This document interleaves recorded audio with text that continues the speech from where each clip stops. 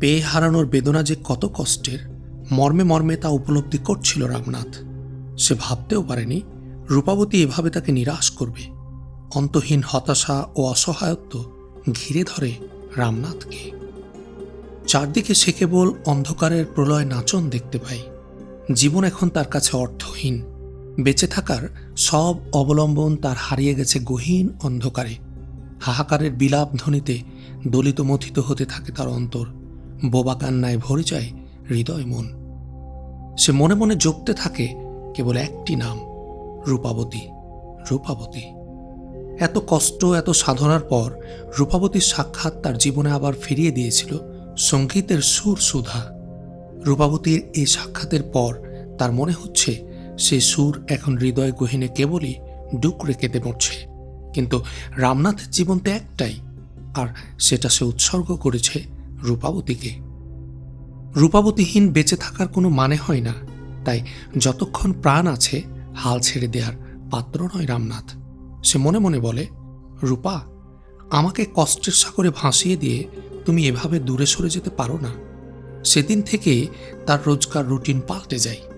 কাকডাকা ভোরে বিছানা ছেড়ে উঠে সে মন্দিরের পথের পাশে গিয়ে দাঁড়িয়ে থাকে।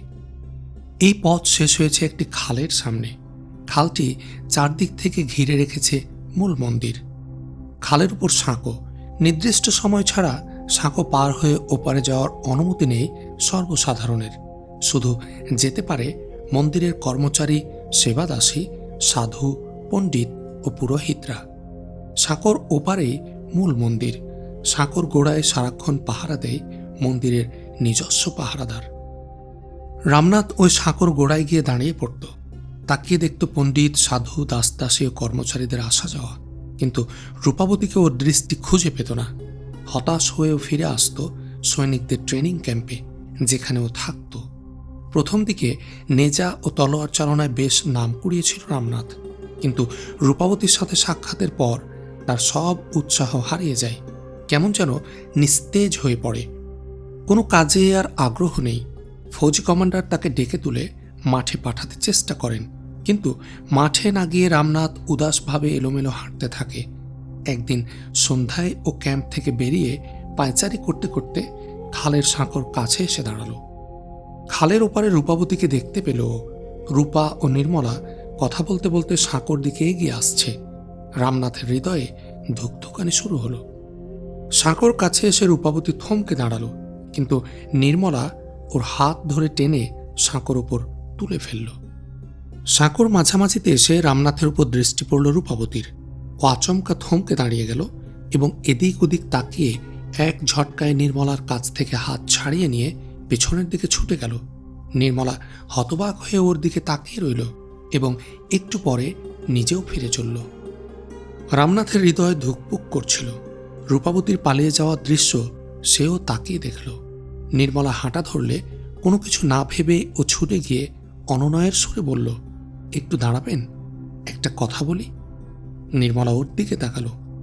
মাফ করুন, আপনাকে আমার কিছু বলার ছিল, আবারও বলল রামনাথ। বলুন। নির্মলার উদ্বেগহীন শান্ত জবাব। আমি এই মেয়ে সম্পর্কে কিছু বলতে চাই। এইমাত্র যে আপনার সাথে ছিল। মন্দিরের ভাবী দেবীকে মেয়ে বলে উল্লেখ করাটা বেশ বেসুরো লাগলো নির্মলার কাছে। বলল, আপনার সাথে অন্য কোনো কথা বলার আগে আপনাকে বলতে চাই, ও কোনো সাধারণ মেয়ে নয়। খুব শীঘ্রই মন্দিরের দেবী হতে যাচ্ছে ও। রামনাথের বুকে ছুরির পোঁচ লাগলো যেন। নিজেকে কিছুটা স্বাভাবিক করে বলল, অবস্থা দৃষ্টে মনে হচ্ছে তিনি আপনার বান্ধবী। একদিন তাকে আপনার মহলে দেখেছিলাম। উনি আপনার সাথে সাক্ষাৎ করতে এসেছিলেন। তাহলে ওই দিনেও তার পেরেশানির কারণ ছিল আপনি? আজও বোধ হয় সে একই ঘটনার পুনরাবৃত্তি ঘটল। আপনাকে দেখেই বুঝি সে ওভাবে পালিয়ে গেল। জীবনের প্রতি মায়া থাকলে ওর দিকে আর চোখ তুলে তাকাবেন না। এটা মহাদেবের মন্দির, আনহলোয়ার বাজার নয়। নির্মলা ঝাঁঝালো কণ্ঠে বলল। রামনাথ কিছু বলতে চাচ্ছিল, কিন্তু নির্মলা তাকে আর কিছু বলার সুযোগ না দিয়ে হনহন করে হাঁটা দিল। রামনাথ ফ্যালফ্যাল করে তাকিয়ে রইল তার গমন পথের দিকে। রাতে রামনাথ বিছানায় শুয়ে কেবল এপাশ ওপাশ করতে থাকল। আশার শেষ ক্ষীণ সম্ভাবনাটুকুও ওর নিভে গেছে। থেমে গেছে বুকের ভেতর গুনগুনিয়ে ওঠা প্রেম গুঞ্জন। রামনাথ ভাবল, জীবনের লেনদেন সব শেষ হয়ে গেছে ওর। রূপাবতী চিরদিনের জন্য হারিয়ে গেছে ওর জীবন থেকে। তাহলে কেন এই বেঁচে থাকা? কেন এই ক্রমাগত কষ্টের হুল খাওয়া? যে দুনিয়ায় ওর প্রেমের পুষ্প অবহেলায় পায়ে পিষে দলে যায় রূপাবতী, সে দুনিয়ায় বেঁচে থাকার তার কি দরকার? আমি এখন রূপাবতীর চোখের কাঁটা। হয়তো আমাকে ঘৃণা করে সে। এই ঘৃণার সমুদ্রে হাবুডুবু খাওয়ার চেয়ে মৃত্যুই কি শ্রেয় নয়? পরে আবার ভাবে, না না, মরে যাব কেন? মরে গেলে কি লাভ? আমি মরে গেলে ও কাকে ঘৃণা করবে? কে দেখবে ওর ঘৃণা? ও বলেছে আর কোনোদিন আমার সামনে আসবে না। না আসুক, দূর থেকে ও যে ঘৃণার আগুন ছড়িয়ে দেবে তা নিয়ে বেঁচে থাকবো আমি। ঘৃণার অনলে জ্বলে পুড়ে ছাই হব নিশিদিন। আমি দেখতে চাই এই পোড়া কপালে আর কত দুর্ভোগ লেখা আছে। রামনাথ ভাবে, ওর সাথে আমার আর দেখা হবে না। আমাদের মাঝে মাথা উঁচু করে দাঁড়িয়ে আছে মন্দিরের সুউচ্চ দেয়াল। ও মন্দিরের দেবী হতে চলেছে। রাজারানীরা পর্যন্ত ওর সামনে হাত জোড় করে দাঁড়িয়ে থাকবে। ও কি করে আমাকে সহ্য করবে? দেবতাদের ভয় ওর ও আমার মাঝে আরেক প্রচণ্ড বাধা। তারপর ও একদিন মহাদেবের চরণে পৌঁছে যাবে। কিন্তু তা কি করে হয় এবং কেন? ওর কাছে এই আত্মজিজ্ঞাসার কোনো জবাব নেই। একটি কাল্পনিক বিষয় ধূমায়িত হয়ে পরে তা অবলীলায় চুপসে বিলীন হবার মতো এই আত্মজিজ্ঞাসা। তেলেসমাতের সে নিঃসীম গভীরতার তলা খুঁজে পেতে ও দৃষ্টি অপারগ। সোমনাথ তার ভেতরে যা ধারণ করে দাঁড়িয়ে আছে। দীর্ঘক্ষণ চিন্তার জাল বোনার পর ও এই সিদ্ধান্তে এলো, রূপাবতীর এই নিষ্ঠুরতা ও প্রতারণার বিপক্ষে আমার কিছুই করার নেই। আমি পাথরের মূর্তিগুলোর শক্তি ও শ্রেষ্ঠত্বকে অস্বীকার করতে পারি, কিন্তু এ বাস্তবতাকে কিছুতেই অস্বীকার করতে পারি না যে রূপাবতীকে চিরদিনের জন্য আমার কাছ থেকে ছিনিয়ে নেওয়া হয়েছে। আমি ওকে আর কিছুতেই ফিরিয়ে আনতে পারবো না। কোনো রাজ্যের রাজা হলেও আমি সোমনাথের বিরুদ্ধে যুদ্ধ করতে পারবো না। সোমনাথের বিরুদ্ধে আমি কিছু করতে গেলে মন্দিরের পুরোহিত প্রধানের হুকুমে দেশের লক্ষ লক্ষ জনতা আমার হাড্ডি থেকে গোস্ত আলাদা করতে ছুটে আসবে। যেদিন আনহল ওর মহারাজা তার গলার হীরার মালা ও হাতিদান করেছিলেন, সেদিন নিজেকে কতই না সৌভাগ্যবান মনে করেছিলাম। সোমনাথের পথে রওনা হওয়ার সময় মনে করেছিলাম দুনিয়া আমার পায়ের তলায় এসে গেছে। রূপাবতী আমার এই সাফল্যে গর্বিত হবে। তার মুখে আবার ফুটে উঠবে ভুবন ভোলানো সেই হাসি। কিন্তু এখন আমি এমন একজন মানুষ যার জীবনের প্রতিটি পদক্ষেপ ছিল ভুলে ভরা। ওর গলায় আমি হীরার মালা পরিয়ে দেবার সুযোগ পাইনি। সুযোগ পেলেও হয়তো ও অবজ্ঞার হাসি হেসে বলতো, পাথরের মূর্তি অমন কত মালা প্রতিদিন আমার পদতলে বিসর্জন দিয়ে থাকে। রূপাবতীকে নিয়ে এমন আত্মশ্লাঘায় ভুগতে থাকে রামনাথ। সোমনাথ থেকে দূরে কোথাও পালাতে চাচ্ছিল রামনাথ, যেখানে রূপার স্মৃতি ওকে ভোগাবে না। কিন্তু ভেবে দেখল দুনিয়ায় এমন কোনো জায়গা নেই। ও জানে মন্দিরের দেবী হতে যাওয়া রূপা ওর থেকে চিরদিনের জন্য হারিয়ে গেছে। কিন্তু যে গ্রাম্য সহজ সরল বালিকা নদীর তীরে আমার গান শোনার জন্য পিছু নিত, আমৃত্যু সে আমার পিছু নিতেই থাকবে। আমার আত্মা ওকে কাছে পাওয়ার জন্য অতীতে যেমন ব্যাকুল ছিল, তেমনি ব্যাকুল থাকবে চিরকাল। রূপা রূপা ফুপিয়ে কেঁদে ওঠে রামনাথ। এখন আর আমি এখানে থাকতে পারি না, থাকবো না। সকাল হয়ে গেল। বিশাল এক কষ্টের বোঝা বুকে নিয়ে মহলের বাইরের আস্তাবলের দিকে ছুটে গেল রামনাথ। মন্দিরের দিকে তাকালো আফসোস ভরা চোখে। আচমকা কারো হাতের স্পর্শেও চমকে উঠল। পাশ ফিরে তাকিয়ে রণবীর রণবীর বলেও আগন্তুকের বুকে ঝাঁপিয়ে পড়ল। রণবীরের পরনে এক সাধারণ সিপাহের পোশাক। দ্রুত রামনাথের বাহুবন্ধন থেকে নিজেকে মুক্ত করে রণবীর বলল, এখানে আমাদের দুজনের অকৃত্রিম মেলামেশায় বিপদ আছে। রণবীরের কথা যেন শুনতেই পায়নি রামনাথ। বলল, কি অবাক ব্যাপার! জীবনের সব জটিল মুহূর্তে কি করে আমাদের দেখা হয়ে যায়। এমন এক সময় তুমি এলে যখন আমি সোমনাথের নিষ্ঠুরতা থেকে বাঁচার জন্য পালিয়ে যাওয়ার প্রস্তুতি নিচ্ছিলাম। তা কবে এলে? বলল রামনাথ। কয়েকদিন হলো এসেছি, কিন্তু কেল্লার ফৌজে ভর্তি হয়েছি গত পরশু। এর আগে ছিলাম শহরে। তুমি কোথায় যাচ্ছিলে? জানি না, কিছুদিন এদিক সেদিক ঘুরে শেষ পর্যন্ত হয়তো তোমাদের বাড়িতেই যেতাম। তোমাকে খুব মনমরা ও ক্লান্ত লাগছে। কি হয়েছে তোমার? রূপাবতীর কোনো খোঁজ পাওনি? চিরদিনের জন্য ওকে আমার কাছ থেকে ছিনিয়ে নেওয়া হয়েছে। হাই, যদি এখানে না আসতাম। কি হয়েছে রামনাথ, আমাকে সব খুলে বলো। রামনাথ রূপাবতীর সাথে ওর সাক্ষাতের কাহিনী শুনিয়ে গেল। ওর চোখ থেকে তখন অঝোর ধারায় অশ্রু ঝরছিল। রণবীর ওকে সান্ত্বনা দিয়ে বলল, হতাশ হও না, সব রাতের পরেই আবার সূর্য ওঠে। তুমি জানো না রণবীর, মন্দিরে দেবী হওয়ার পর দুনিয়ার কোনো শক্তিই তাকে ফিরিয়ে আনতে পারে না। আমার দৃঢ় বিশ্বাস, তোমার নিখাদ প্রেমের সামনে দুনিয়ার সব শক্তি পরাস্ত হতে বাধ্য। রামনাথ আরেকবার অকুল পাথারে খড়কুটোর আশ্রয় পেলে যেন। সে রণবীরের হাত ধরে বলল, এসো আমার সাথে, তোমাকে আরো অনেক কিছু বলার আছে। নির্মলা সিঁড়ি বেয়ে নিচে নামছিল। আচমকা রণবীর ও রামনাথকে উপরে উঠতে দেখল। ওদেরকে পথ করে দিতে ও একপাশে সরে দাঁড়ালো। রণবীর মাটির দিকে তাকিয়ে রামনাথের সাথে কথা বলতে বলতে উঠছিল। এজন্য সে নির্মলাকে দেখতে পেল না। প্রথমবার নির্মলা ওর দিকে গভীরভাবে তাকালো, কিন্তু দ্বিতীয়বার ওর দিকে তাকাতে ওর চেহারা লজ্জায় লাল হয়ে গেল। ওদের মাঝে যখন কদম দুয়েকের ব্যবধান, তখন আচমকা রণবীর মাথা তুললে 4 চোখের মিলন হলো। থমকে দাঁড়ালো রণবীর। রামনাথ ততক্ষণে কয়েক ধাপ অতিক্রম করে গেছে, কিন্তু ওরা দুজন কিংকর্তব্য বিমূঢ়, স্থির ও অচঞ্চল। কারো মুখে কোনো ভাষা নেই, এমনকি কারো চোখে পলকও নেই। দুজনের হৃদয়ে চলছে অদেখা তোলপাড়। তাকিয়ে আছে একজন আরেকজনের দিকে। নির্মলার চেহারায় ভাবের তরঙ্গ ঢেউ খেলছে। অবশেষে বিস্মিত ও হতবম্ব রণবীর তাকালো রামনাথের দিকে, যে কয়েক ধাপ উপরে দাঁড়িয়ে পেরেশান হয়ে দেখছিল ওদের। রামনাথ বলল, আসুন। রণবীর সম্বিত ফিরে পেয়ে পা বাড়ালো সামনে। ওরা আস্তে আস্তে উপরে উঠছে। নির্মলা তখনও আগের জায়গায় দাঁড়িয়ে তাকিয়ে আছে ওদের গমন পথের দিকে। ওরা দুজন দৃষ্টির আড়ালে চলে গেলে নির্মলা নিচে না নেমে আবার উপরে উঠতে লাগলো।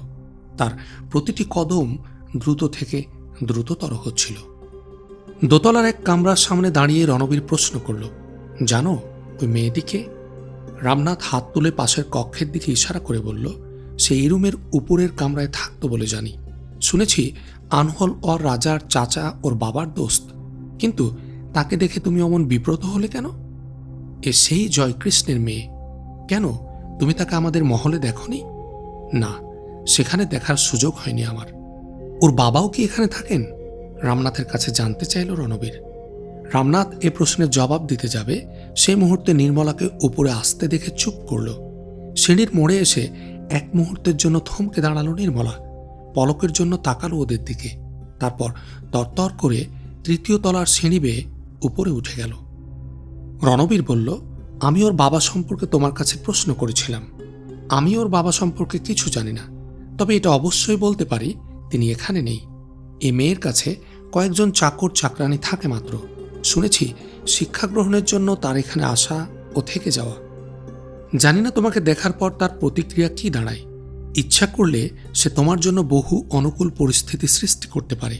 এখানে আনহল ওর কয়েক ডিভিশন ফৌজ উপস্থিত। ও হুকুম দিলে তারা মুহূর্তে এ মহল অবরোধ করে ফেলবে। মন্দিরের পুরোহিত প্রধান পর্যন্ত ওদের বশীভূত। ওর বাবা এখানে না থাকলে আমার কোনো ভয় নেই, তবু যে উদ্দেশ্যে আমার এখানে আগমন তার জন্য খুবই সাবধান থাকতে হবে। দাঁড়াও, আসছি আমি। রামনাথকে কিছু বলার সুযোগ না দিয়ে রণবীর দ্রুত সামনে পা বাড়ালো। তরতর করে সিঁড়ি ভেঙে উপরে উঠতে লাগলো রণবীর। কামরার সামনে দাঁড়িয়ে এদিক ওদিক তাকাচ্ছে নির্মলা।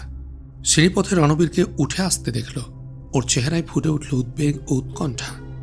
রণবীরকে অগ্রসর হতে দেখে দ্রুত সে কামরায় ঢুকে গেল। দরজার সামনে গিয়ে রণবীর থতমত খেয়ে দাঁড়িয়ে রইল। একটু পরে দরজা সামান্য ফাঁক করে নির্মলা দেখতে গেল রণবীর কি করছে। দরজার সামনে তাকে দেখে মুচকি হেসে বলল, আসুন। রণবীর কামরায় ঢুকল। দুজন তাকিয়ে আছে একে অন্যের দিকে। দৃষ্টি নামিয়ে নিল নির্মলা। তার চোখে টলমল করছে অশ্রু। রণবীর ভারাক্রান্ত কণ্ঠে বলল, মাফ করুন, আমি আপনাকে পেরেশান করতে আসিনি। শুধু বলতে এসেছি, আমাকে দিয়ে ক্ষতির কোনো আশঙ্কা নেই আপনার। এ কথা বলার জন্য আপনার কষ্ট করার দরকার ছিল না, ক্ষীণ কণ্ঠে বলে নির্মলা। কিন্তু আমি যে আপনার বাবার দুশ্মন। দুনিয়ায় কোনো মানুষের ভাগ্যে উত্তম বন্ধু না জুটলেও উত্তম দুশ্মন মিলে যাওয়াটা সৌভাগ্য নয় তো কি? আপনি নিশ্চিত থাকুন, আপনার তলোয়ার আমার বাবার গর্দন স্পর্শ করলেও আমি আপনার কাছে করুণা ভিক্ষা চাইব না। আমি আমার পিতৃহন্তাকে ভুলে যাব। যদি এ ধারণা করে থাকেন তাহলে বলবো ভুল করছেন আপনি। এই কথাই কি বলতে এসেছেন আপনি? নির্মলার আঁখির কোণে অশ্রু। ওর সে বেদনার্ত নয়নের দিকে তাকালো রণবীর। তার প্রতিশোধের আগুনে ভাটা পড়ল। ক্ষণিকের জন্য সব কিছু ভুলে গেল ও। ওর সামনে এখন এমন এক যুবতী দণ্ডায়মান, যার সামান্য মুচকি হাসি তার অতীতের সব তিক্ততা ভুলিয়ে দিতে পারে, যার দুফোঁটা অশ্রু নিভিয়ে দিতে পারে তার প্রতিহিংসার আগুন। ওর কণ্ঠ থেকে বেরিয়ে আসা শব্দরা তার কানে সুর হয়ে বাজতে থাকে সারাক্ষণ। এ তো সেই মেয়ে যার হাতে সামান্য স্পর্শ প্রেমিকের দগ্ধ ক্ষতে প্রেমের হিমেল পরশ বুলিয়ে দিতে পারে। যে মেয়েকে দেখলে রণবীরের মনে হয় জীবন বড় সুন্দর, জীবন বড় মধুময় ও রোমাঞ্চকর। কিন্তু এ ভাবালুতার সমুদ্রে গা ভাসিয়ে দেওয়ার সময় ছিল না রণবীরের। আচমকা ওর আপদমস্তক কেঁপে উঠল। কল্পনার মধুর জগৎ থেকে সে ফিরে এলো কঠিন বাস্তবে। হায় হায়, এ আমি কি ভাবছি? সহসা বৃদ্ধ বাবার খুন আর যুবতী বোনের অশ্রু ওর সামনে বাধার সুউচ্চ দেয়াল তুলে দাঁড়ায়। রণবীরকে চুপ থাকতে দেখে এবার কথা বলে নির্মলা। আমার বাবাকে মাফ করতে পারবেন না সে কথা বলতেই বুঝিয়ে এসেছিলেন? আপনি এখানে আছেন এ কথা জানতাম না। এসেছিলাম আমার বোনের তালাশে। আমিও আপনার বোনের তালাশ করেছি। শকুন্তলা নামে এখানে 3টি মেয়ে আছে, কিন্তু এদের কেউই কনৌজের নয়। পুরোহিত প্রধান ও পূজারীদেরও এ ব্যাপারে জিজ্ঞাসা করেছি, তারা কেউ আপনার বোনের সন্ধান দিতে পারেনি। এই আন্তরিকতা ও সহমর্মিতার জন্য আপনাকে ধন্যবাদ। কিন্তু ও এখানে আছে এমন ধারণা আপনার হলো কেন? আপনাদের বাড়ি ছাড়ার পর ভগবানের কাছে শুধু এই প্রার্থনাই করেছি, তিনি যেন আপনার বোনের সন্ধান পাইয়ে দেন। গোয়ালিয়রেও আমি তার সন্ধান করেছি, কিন্তু নির্মলা একটু দম নিল। বলল, আপনাকে ভেঙে পড়লে চলবে না। তার সন্ধান একদিন না একদিন অবশ্যই পাবেন। এ দুনিয়ায় কখনো কখনো এমনও ঘটনা ঘটে মানুষ যা ধারণাও করতে পারে না। কল্পনাও ছিল না যে দ্বিতীয়বার আপনার দেখা পাব। এখনো বিশ্বাস হচ্ছে না আপনি আমার সামনে দাঁড়িয়ে আছেন। রণবীর আরেকবার অনুভব করল তার পায়ের তলায় মাটি নেই। ওর তনুমন ফেটে চৌচির হয়ে যাচ্ছিল। ইচ্ছে করছিল চোখ বন্ধ করে চিৎকার দিয়ে বলে, তুমি আমার, শুধুই আমার, হে জয়কৃষ্ণের মেয়ে। কিন্তু ওর কণ্ঠ চেপে ধরত এই অনুভূতি, তুমি কি জয়কৃষ্ণকে ক্ষমা করতে পারবে? তুমি কি তোমার বাবার খুন ও বোনের কষ্টের প্রতিশোধ নিবে না? বসুন। নির্মলার মিনতি ঝরা কণ্ঠ। না না, ক্ষমা করবেন। উদ্ভ্রান্ত রণবীর তার মুষ্টিবদ্ধ দুহাত দেয়ালে ঠেসে বলল, আমার এখানে আসাই উচিত হয়নি। নির্মলা দুকদম এগিয়ে রণবীরের উত্তেজিত ও কম্পিত হাত ধরে বলল, দেখুন, এটা ভগবানের খেলা। তার মর্জির সামনে আমরা সবাই অসহায়।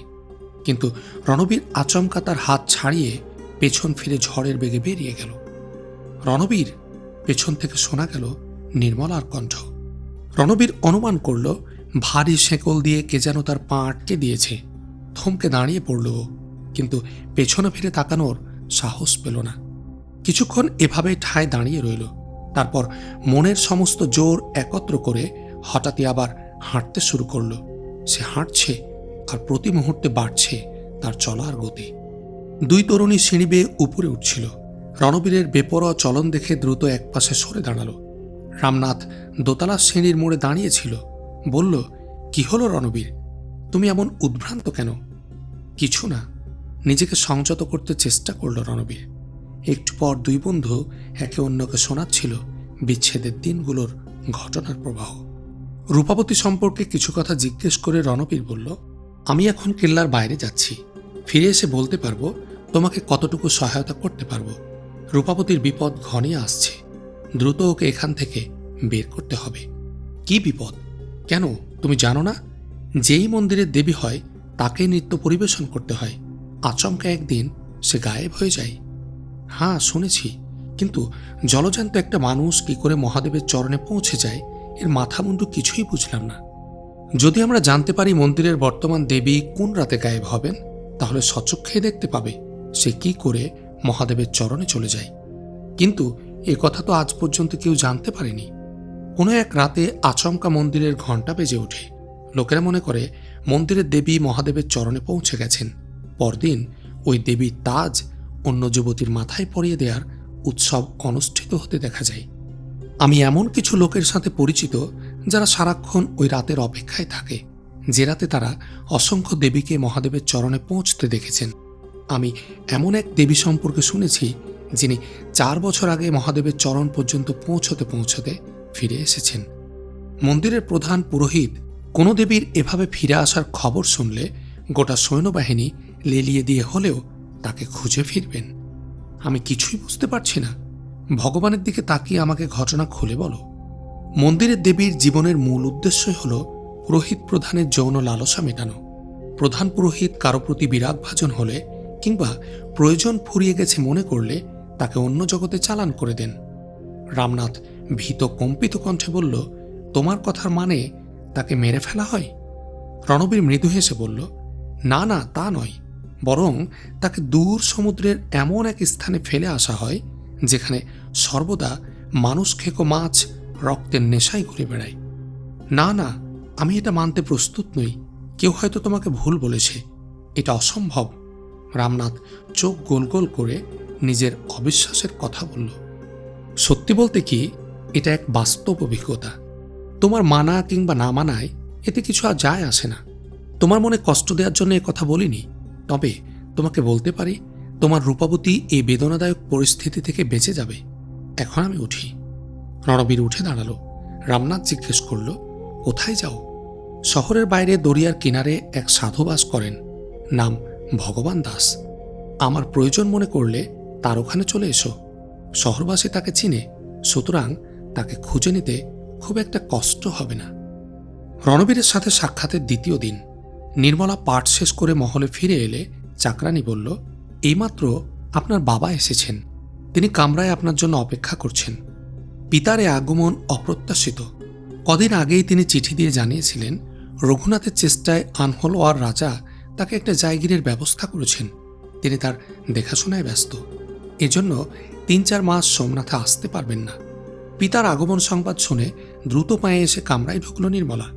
জয়কৃষ্ণ তাকে দেখা মাত্র উঠে দাঁড়ালেন। ওর মাথায় হাত বুলিয়ে বললেন, খুকি, তোমার চেহারা মুছড়ে পড়েছে কেন? তোমার শরীর ঠিক আছে তো? একদম ঠিক বাবুজি, বসুন। জয়কৃষ্ণ বসতে বসতে বললেন, তোমার চেহারা এমন ফ্যাকাশে বর্ণ ধারণ করেছে কেন? নির্মলা পাশের চেয়ারটায় বসতে বসতে বলল, বাপুজি, আপনার দৃষ্টিতে আমি সবসময় অসুস্থ। আমি তোমার জন্য একটা খোঁজ খবর নিয়ে এসেছি। কি খবর বাপু? জয়কৃষ্ণ উঠে পালঙ্কে রাখা আবলুস কাঠের ছোট্ট একটা বাক্স উঠিয়ে ওর হাতে দিলেন। কি এতে বাবা? নির্মলার ভ্রু কুচকানো দৃষ্টি। খুলেই দেখো না। বক্সের মুখ খুলতেই মণিমাণিক্যের ঝলক ঠিকরে পড়ল। জিজ্ঞাসু নেত্রে সে বাবার দিকে তাকালো। জয়কৃষ্ণ বললেন, এ মণিমাণিক্যের সবটাই তোমার। নির্মলা হয়রান হয়ে ভয় ও পেরেশানি নিয়ে বলল, এসব কি? জয়কৃষ্ণের ঠোঁটের কোণে হালকা হাসি। তিনি হাসিটা আরও বিস্তৃত করে বললেন, বড় ভাগ্যবতী মা তুমি। রঘুনাথ বিশাল সাম্রাজ্যের অধিপতির কন্যাদের দূরে ঠেলে তোমাকে নির্বাচিত করেছেন। আমি তোমায় নিতে এসেছি। নির্মলার চোখ অন্ধকারে ছেয়ে গেল। জয়কৃষ্ণ ওর সামনে রঘুনাথের ব্যক্তিত্ব, বিত্তবৈভব, মহলের শান শওকত ও রাজদরবারের কাহিনী বলছিলেন, কিন্তু নির্মলার কানে সে সব কিছুই ঢুকছিল না। ও মনে মনে বলছিল, এটাই কি আমার স্বপ্নের তাবির? এই ঝড়ো হাওয়া মোকাবিলা করতেই কি আমি ব্যর্থ হয়েছি? কুদরতের অজ্ঞাত হাত তবে কেন আমাকে নিয়ে খেলছে? আমি তো দিশাহীন হয়েই সাগরে হাবুডুবু খাচ্ছিলাম। কেন রণবীরকে আবার আমার সামনে হাজির করা হলো? কেন আমার আধার ভুবনে আবার এসে রণবীর নতুন করে চেরাগ জ্বালালো? পেরেশানির বিক্ষিপ্ত সৈকতে আমাকে ফেলে গেলেও হতাশ হইনি আমি। আমার দৃঢ় বিশ্বাস ছিল ও আবার আসবে, বারবার আসবে। ওকে আসতেই হবে। ও না এলেও কুদরত আমাকে ওর কাছেই পৌঁছে দেবেন। এগুলো কি তাহলে সব অলীক ছিল? জয়কৃষ্ণ রঘুনাথের প্রশংসার পাহাড় জমাচ্ছিলেন। নির্মলার দম বন্ধ হয়ে আসছিল। ও চিৎকার দিতে চাচ্ছিল, কিন্তু কণ্ঠনালীকে যেন চেপে ধরে আছে। ও চাচ্ছিল বাবার সামনে থেকে দৌড়ে পালিয়ে যেতে, কিন্তু নড়বার শক্তি ছিল না ওর। শেষ পর্যন্ত আসন থেকে উঠতে উঠতে জয়কৃষ্ণ বললেন, আমি পুরোহিতজির সাথে দেখা করে আসি, তোমাকে নেয়ার জন্য তার অনুমতি দরকার। থই থই সুখ বুকে নিয়ে তিনি বেরিয়ে গেলেন। নির্মলার আঁখিপাতের অশ্রুপ্লাবন ও চৌচির হৃদয়ের হাহাকার কিছুই তার চোখে পড়ল না। রণবীর রামনাথকে বলেছিল, যদি দরকার হয় ভগবান দাসের নিকট আমার খোঁজ করো। সে কথা মনে করে খুব ভোরেই রামনাথ কেল্লা ছেড়ে শহরের বাইরে বেরোল। ভগবান দাসের ঠিকানা জিজ্ঞেস করে একটি বাগানে প্রবেশ করল। ভগবানের প্রকৃত নাম সামান্য কিছু লোক ছাড়া আর কেউ জানে না। তিনি একটি বড় বটগাছের নিচে বসেছিলেন। কিছু লোক ছড়িয়ে ছিটিয়ে এখানে সেখানে বসা। আমি ভগবান দাসের সাথে দেখা করতে চাই, রামনাথ অগ্রসর হয়ে বলল। ভগবান দাস গর্দান উঠালেন। রামনাথের আপাদমস্তক নিরীক্ষণ করে বললেন, ভগবান দাস আমার নাম, বলুন। আমি রণবীরের তালাশে এসেছি, সেই আমাকে এই জায়গার সন্ধান দিয়েছে। ভগবান দাস তার দিকে আবারও গভীর দৃষ্টি বুলিয়ে বললেন, আপনার নাম? আমার নাম রামনাথ। রণবীর এখানে নেই। ও এখানে আসতেও পারে, নাও আসতে পারে। সে এখন কোথায়? দ্রুত তার সাথে দেখা করা দরকার আমার। ভগবান দাস আরবি ভাষায় তার এক সাথীকে কি যেন বললেন। লোকটি উঠে দাঁড়ালো। ভগবান দাস রামনাথকে লক্ষ্য করে বললেন, যান ওর সাথে। রামনাথ তার সাথে চলল। চুপচাপ পথ চলছে দুজন, কেউ কোনো কথা বলছে না। একসময় রামনাথ সাথীকে লক্ষ্য করে বলল, রণবীর কোথায়? তিনি আপনার সাথে বন্দরগাহে মিলিত হবেন, সঙ্গীটি জবাব দিল। রামনাথ পথে আর কোনো কথা বলল না। বন্দরগাহ সোমনাথের একটি নয়নাভিরাম শহর। বড় বড় দোকানপাটে দুষ্প্রাপ্য সব মালামাল পাওয়া যায়। পাশেই সমুদ্র তীর। সমুদ্র তীরে দেশ বিদেশের বহু জাহাজ নোঙ্গর করা। জাহাজগুলোর অধিকাংশই পাল তোলা। লোকের ভিড়ের মধ্য দিয়ে হাঁটছে রামনাথ ও তার সঙ্গী। হাঁটছে আর এদিক ওদিক তাকাচ্ছে রামনাথ। তাই দেখে ওর সঙ্গী বলল, তাকে আপনি এখানে পাবেন না, আসুন আমার সাথে। রামনাথ তার পিছন পিছন হাঁটতে লাগল। সমুদ্রের কিনারে একটি ছিপি নৌকার সামনে গিয়ে দাঁড়ালো সঙ্গীটি। আরবিতে মাঝিকে কিছু বলার পর মাঝি নৌকায় উঠতে ইশারা করল। সঙ্গীটি নৌকায় চাপলে রামনাথও তাকে অনুসরণ করল। খানিক বাদে নৌকাটি গভীর সমুদ্রের দিকে রওনা হলো। গভীর সমুদ্রে নোঙ্গর করা একটি জাহাজের কাছে এসে থামল ওটা। রামনাথের সঙ্গী আরবিতে চিৎকার করে কিছু বলল। এক মাঝি তার জবাব দিয়ে জাহাজের ভেতরে চলে গেল। খানিক পরে সে রণবীরকে সাথে নিয়ে বেরিয়ে এলো। রণবীরের ইশারা পেয়ে মাঝি মাল্লারা জাহাজে চড়ার সিঁড়ি নামিয়ে দিল। রামনাথের সঙ্গী বলল, আপনি উপরে যান, আমি এখানে অপেক্ষা করছি। সিঁড়ি বেয়ে উপরে উঠে গেল রামনাথ। জাহাজে পা রেখে রণবীরের দিকে তাকিয়ে বলল, সে সকাল থেকে তোমার তালাশ করছি, ভালো আছো? রণবীর জিজ্ঞেস করল। জবাব না দিয়ে রামনাথ সামনের দিকে তাকিয়ে রইল। এক লোক জাহাজের কোণ থেকে দ্রুত ওদের দিকে এগিয়ে আসছে। লোকটি দেখতে হালকা পাতলা, প্রশস্ত ললাট, চোখে অন্তর্ভেদী দৃষ্টি, হালকা পাতলা হলেও পেটানো শরীর। তার প্রতিটি পদক্ষেপে দৃঢ়তা ও কর্তৃত্বের ছাপ স্পষ্ট। তাকে দেখা মাত্রই মাঝিরা সম্ভ্রমে এদিক ওদিক সরে তাকে পথ করে দিচ্ছিল। রণবীরের কাছে এসে থামলেন তিনি। রণবীর তার দিকে তাকিয়ে বলল, ইনি আমার দোস্ত রামনাথ। ওর কথাই বলেছিলাম আপনাকে। মুচকি হেসে তিনি রামনাথের দিকে হাত বাড়ালেন। বললেন, আমার নাম সালমান। ইনি এই জাহাজের ক্যাপ্টেন, বলল রণবীর। মুসাফার সময় রামনাথের হাত তার লৌহ কঠিন মুষ্টিতে যেন মোমের মতো গলে যাবার অবস্থা। রণবীর রামনাথকে ইতস্তত করতে দেখে বলল, এখানে প্রাণ খুলে কথা বলতে পারো, কোনো রকম শঙ্কা ও দ্বিধা করার দরকার নেই। সালমান সামান্য চোখের ইশারা করতে মাঝিমাল্লারা দ্রুত সেখান থেকে সরে পড়ল। রামনাথ বলল, তোমাকে এই খবর দিতে এসেছি যে জয়কৃষ্ণ এসেছে। কোথায় সে? অস্বস্তি নিয়ে প্রশ্ন করল রণবীর। ওই মহলেই, মেয়ের কাছে। তাহলে সে আমার আগমনের কথাও জেনেছে নিশ্চয়, খানিক ভেবে বলল রণবীর। আমার যতদূর বিশ্বাস, নির্মলা তার সামনে তোমার নাম উচ্চারণ করবে না। কেন? আমার সাথে তার দেখা হয়েছিল। রাতে সে আমার কামরায় এসেছিল। কেঁদে কেঁদে সে আমাকে অনুরোধ করেছে আমি যেন তার দরখাস্ত তোমার কাছে পৌঁছে দেই। অনেক কথাই বলেছে সে, কিন্তু তার শেষ কথা ছিল আগামীকাল সে বাবার সাথে এখান থেকে চলে যাচ্ছে। যাওয়ার আগে সে তোমার সাথে শেষবারের মতো মোলাকাত করতে চাই। আমি জানি না তার অন্তরে কি আছে, তবে মনে হলো মৃত্যু পথযাত্রী মুসাফির মরার আগে তার শেষ ইচ্ছা প্রকাশ করার জন্য ব্যাকুল হয়ে আছে। তাহলে সে এখনো কথা মনে করছে অশ্রু দিয়ে সে তার বাবার পাপ ধুয়ে দিতে পারবে? রণবীর, তোমার কি অন্তর বলে কিছু নেই? কেন বুঝতে পারছো না সে তার বাবাকে নিয়ে কিছু ভাবছে না? সে তার হৃদয়, মন, অস্তিত্ব সবকিছুই তোমাকে সঁপে বসে আছে। এখন তার নিজের বলে কিছু নেই, সবকিছু তোমাকে দিয়ে দেউলিয়া হয়ে গেছে। গভীর রাতে যে আমার কামরায় এসেছিল সে জয়কৃষ্ণের মেয়ে নয়, এসেছিল এই পৃথিবীতে সর্বস্ব হারা এক নিঃস্ব মুসাফির। রণবীরের অন্তরাত্মা আরেকবার কেঁপে উঠল। ঝড় হাওয়ায় দুলতে থাকা বেতসলতার মতোই সে যেন অসহায়। নিজেকে স্বাভাবিক করার চেষ্টা করেও বলল, এ আমার সাধ্যাতীত রামনাথ। আমি কিছুতেই ভুলতে পারি না সে জয়কৃষ্ণের মেয়ে আর আমি মোহনচাঁদের পুত্র, শকুন্তলার ভাই। বংশের মানমর্যাদা ও সম্ভ্রমবোধ এক মেয়ের অশ্রুর বিনিময়ে জলাঞ্জলি দিতে পারবো না। আমি ওখানে যাব, মিলিত হব জয়কৃষ্ণের সাথে। অবশ্য এটাই হবে তার ও আমার আখেরি মোলাকাত।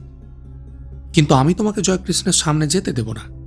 রণবীর রামনাথের কথায় ভ্রুক্ষেপ না করে সালমানের দিকে তাকিয়ে বলল, আজ রাতে সমুদ্রের পথে মন্দিরের অভ্যন্তরে প্রবেশ করতে চাই, কেননা কেল্লার দরজা তখন বন্ধ থাকবে। বের হওয়ার সময়ও আমাকে বিকল্প পথ খুঁজে নিতে হবে। সুতরাং বুঝতেই পারছেন আপনার সাহায্য আমার বিশেষ দরকার। সালমান রণবীরের কাঁধে হাত রেখে বলল, যদি আমি অস্বীকার করি তাহলে এখনই রামনাথের সাথে ওখানে চলে যাব। জয়কৃষ্ণ নামের কলঙ্ক মুছতে না পারলে আমার জীবনের অন্ধকার দূর হবে না। কিন্তু তুমি প্রতিশোধ নিতে সমর্থ হলেও এখান থেকে নির্বিঘ্নে বের হওয়া সহজ নয়। সে পরোয়া করি না। জয়কৃষ্ণের সাথে ফায়সালা হয়ে গেলে আমি বাঁচলাম কি মরলাম তাতে তেমন কিছু আসে যায় না। সালমান মুচকি হেসে বললেন, জীবনকে নতুন চোখে দেখা উচিত ছিল তোমার। প্রতিহিংসার দুনিয়া খুবই ছোট, মানুষের জীবন অত তুচ্ছ নয়। যাক, আমি বলতে চাচ্ছি তুমি বড় রকমের ঝুঁকি নিতে যাচ্ছ। এই পথ থেকে ফিরে আসায় তোমার জন্য কল্যাণকর হবে। তবে তুমি যদি শেষ পর্যন্ত এই সিদ্ধান্তে অটল থাকো, তবু তুমি আমাকে তোমার পাশে পাবে।